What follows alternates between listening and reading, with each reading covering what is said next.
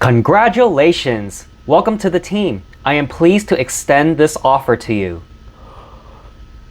But I have 5 years of experience. This is what I made 2 years ago. It is the best we can do. Let me get back to you. Thank you. I should ask Alex on how to negotiate salary.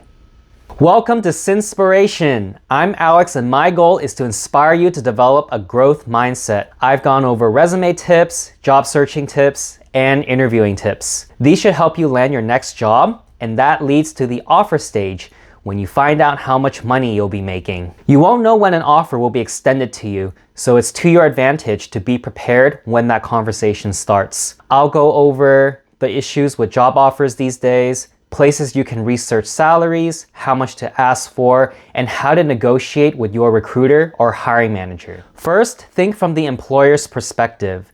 If they're hiring someone, they want someone who is a good fit, who would accept at the lowest cost to the company or organization, while still being fair or reasonable. Hence, we are very likely lowballed. I understand it's exciting the moment we find out how much we'll be making and we think it's a good deal. But that's what recruiters and hiring managers want you to think. In reality, we're often given the lower end of the pay range even though we did well in the interviews. On top of getting lowballed, there is a difference between the proportion of men and women who negotiate. A global staffing firm called Robert Half, based in Menlo Park, California, conducted an online survey and found that in 2017, 39% of total job seekers negotiated, with 46% male and 34% female. In the 2018 survey, 55% of total job seekers negotiated,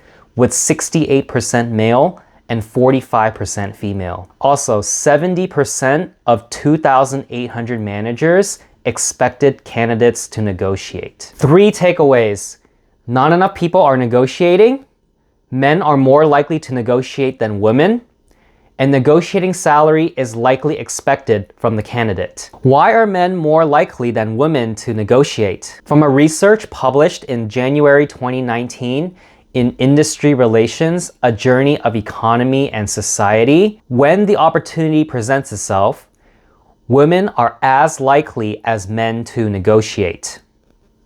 But when it is not known that you can negotiate, men are more likely than women to negotiate. In other words, they are implying that women are less likely to recognize compensation as negotiable. The American Association of University Women, AAUW, provides free workshops to train women in negotiation skills to close the gender wage gap. Their trainings found that the barriers holding women back from negotiating are feeling that they don't have all the necessary information and just being grateful to be offered a position. They don't have the research to benchmark their target salary. If negotiating is expected, but not everyone is doing it, then a lot of people are leaving money on the table. I also don't think there should be an inequality between men and women who negotiate and get paid significantly differently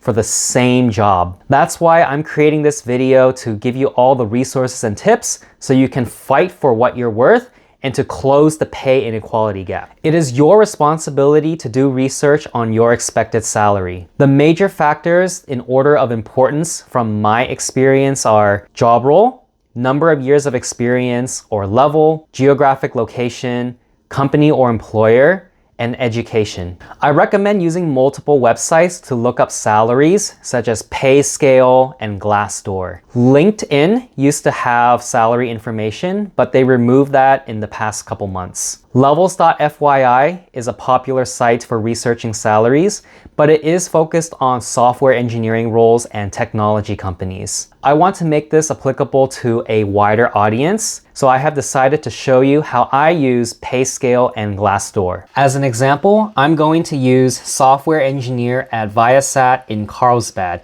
because this was one of my previous jobs.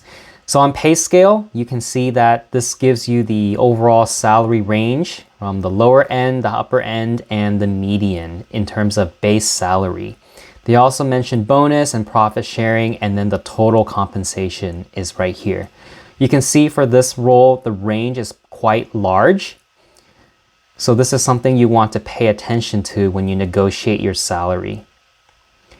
For pay scale, I like this page because on the bottom, it also tells you popular career paths in case you are interested in moving up for promotions.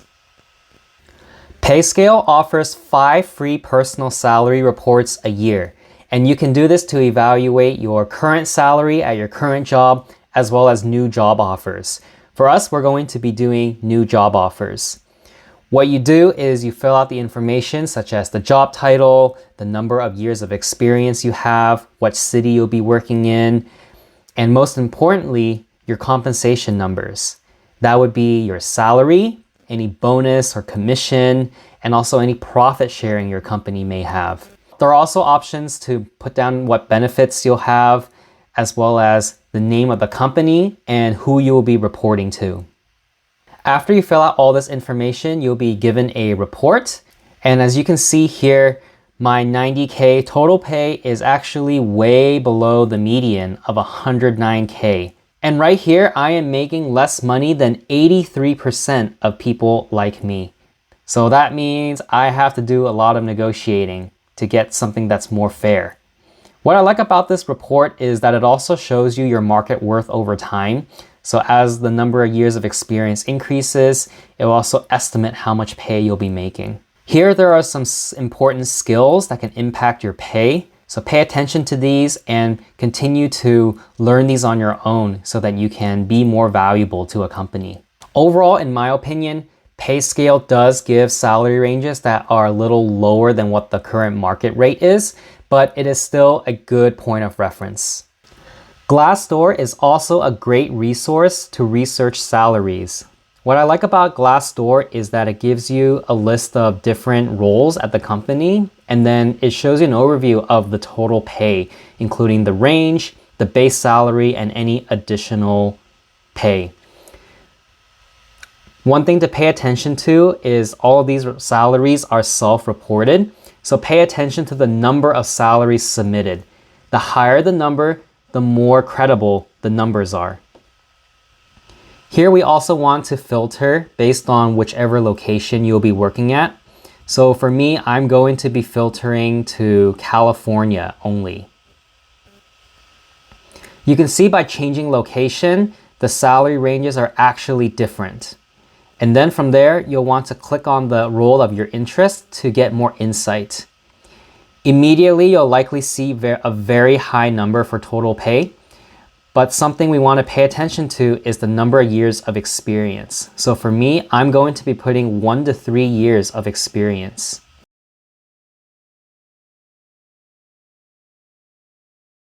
Now this is the most accurate result. And I think 112K is close to the median pay of 109K reported from PayScale. Overall, I think it is slightly better. And it also gives you a nice breakdown of the base pay, any bonus, stock, commission, profit sharing. All of that adds to your total compensation.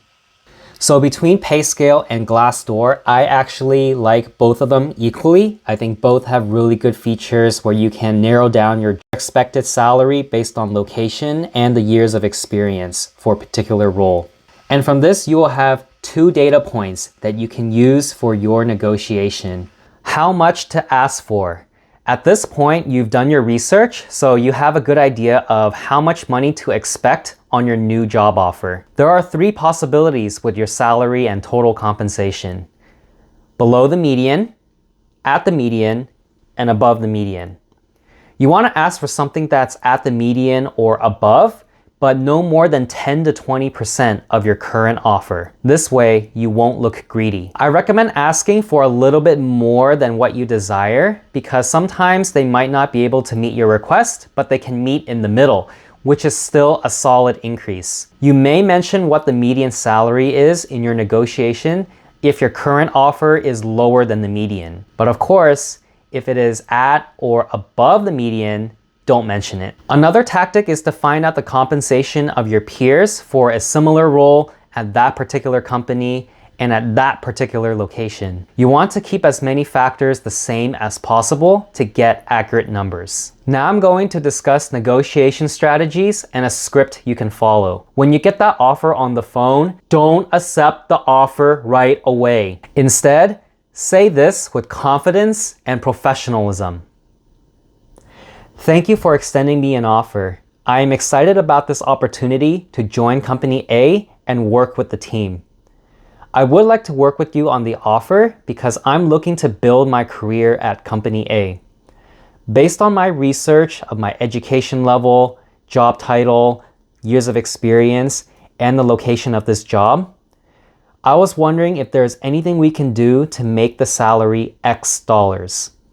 If the new salary or compensation is less than what you're currently making, or if you have competing offers with higher salaries, now is the time to mention them. You want to give all this information to them upfront before they come back with a counteroffer. If you wait until the counteroffer to mention this, it seems you're dishonest or not transparent, and you want to just keep coming up with reasons to get higher pay.